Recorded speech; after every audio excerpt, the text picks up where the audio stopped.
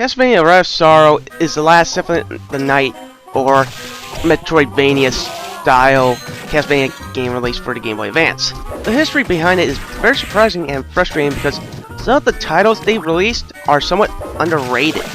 It was developed by a subsidiary of Konami called Konami TYO, published by Konami and released in 2003. Now, according to IGN, Konami TYO was more of a grunt for Konami at times with how many soccer and Dance Dance Revolution games they did. Seriously, if you look up their development history, around half of it are soccer games such as the Winning Eleven series and Dance Dance Revolution games. What bugs me is that they also developed a fair number of underrated games with what them in Suikoden 2, and that game needs a reprint in the worst possible way. Like seriously, guys, this thing goes for $150 and you keep teasing us with saying, oh, we're running through ESRB so we might put on the PlayStation Network.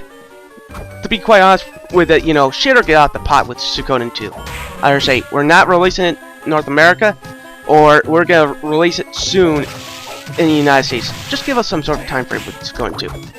Anyway, they also developed a few Castlevania games, along with Aria of Sorrow. They also did Dawn of Sorrow, Curse of Darkness, Lament of Innocence, the 2-pack for Grandia 3 and 4 for the PlayStation 2. Yes, I know I'm getting off topic with the Castlevania games, so cut me a break.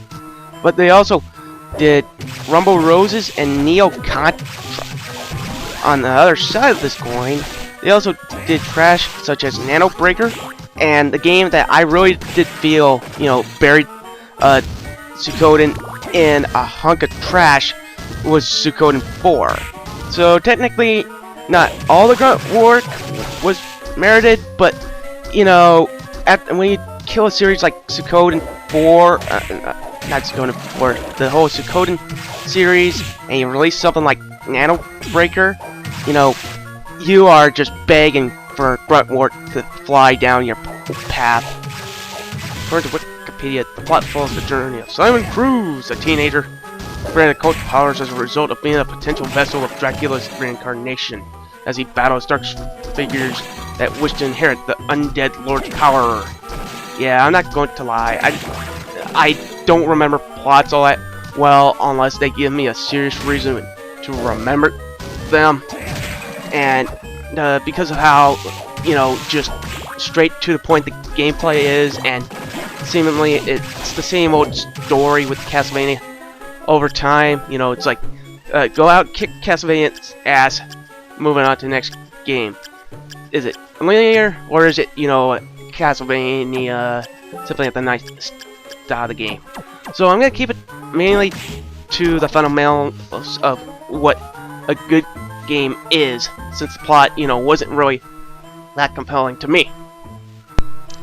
The graphics are good. This is very much a refinement of the Castlevania Circle of Moon or Harmony of Dissonance engine, and it still looks good. There are really not a lot of differences between the graphics in this and Harmony of Dissonance. It just looks in general like better. Monsters look sharper, bosses have more detail, and it generally looks and runs better. Like, the art design doesn't really feel too much different than again, Harmony of Dissonance or Circle of Moon. But take it for what it is. It's very much an improvement, a step up, going from Harmony of Dissonance or Circle of Moon. The audio is also fairly well done as well.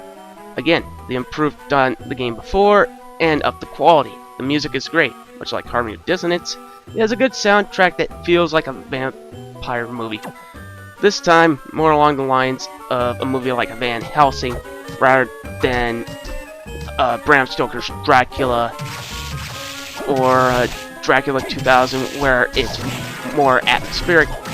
This seems to be more of intending to be an action film than a horror movie. Tracks now feel more modern as far as quality is concerned, which was my only real gripe with the game's audio design from Harmony of Dissonance. The gameplay, again, is very much a refinement of the last two games. It takes the best elements of both Harmony of Dissonance and Circle of the Moon and makes the best combo of the two. The spell system has been refined. Killing enemies now give you a new ability that can be equipped to either give you a new attack, a transformation, or even a stat bonus. You can now trade souls through a link cable to get the ones you still need. This, much like Circle of the Moon, adds depth to the combat. The currency system has also been refined to keep from people abusing the system. You can carry a maximum of 9 the potion now instead of, I believe, 99 in Harmony of Dissonance. Weapons can now be sold, which is better than collecting jewels all the time. To top it all off, you might now not want to sell every weapon because every weapon has its own playstyle. Depending on what you need, you may need to carry around 7 or 8 weapons at a time. This gives you more options and again adds depth to the gameplay. The difficulty has also been tweaked. It's hard enough for a challenge, but accessible enough for a wider appeal. The game gives you enough fight that you are earning all the progress that you get in the game, but you always seem to be continuing on and moving on to the next section of the game. Probably one of the most important things to me is the controls. Controls are pretty well perfect. Jumping gives you just enough distance and hang time to make key jumps. Attacks feel fluid, and they're pretty well. Nothing bad I can really say about the controls. It has its moments with some of the level design, but it's very much livable, and the gameplay feels, almost perfect. There are some hiccups here and there with level design and other elements. I think some gamers will get lost. Like, there's more depth to the plot line, there's more, in general, everything, Plus, the final boss is very satisfying. Overall, Castlevania Aria of Sorrow is one of the best RPG games I have ever played on the Game Boy Advance. It takes everything good from the last two games, and you get the best of both worlds. My only real problem is that it can feel like the same old game, but it's a refinement of a portable version of an absolute classic in Symphony of the Night. This is probably my most favorite out of the 3, but there's something about it that doesn't make this game perfect. I don't know whether it's because I'm starting to get tired of this gameplay style, or I got tired of it, after reviewing Circle of the Moon, Harmony of Dissonance, and playing Portrait of Ruin, or of Ecclesia, and all that.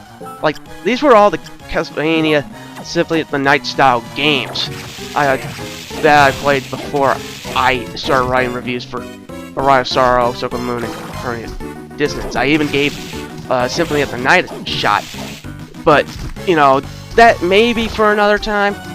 But overall, back to Aria of Sorrow, it hit so many notes well that personally, it's on my top 20 most favorite Game Boy Advance games of all time, and I would proudly give it an 8.5 out of 10. This is just top to bottom, really just solid game, fundamentally. I do wish the plot was a little bit, compelling, a little bit stronger, but this is more due to, the reputation of the series and how the games haven't really had that strong of a plot line, and because of, the style of game, where it's like just more of an emphasis on good, solid action, hack and slash, and platforming style gameplay.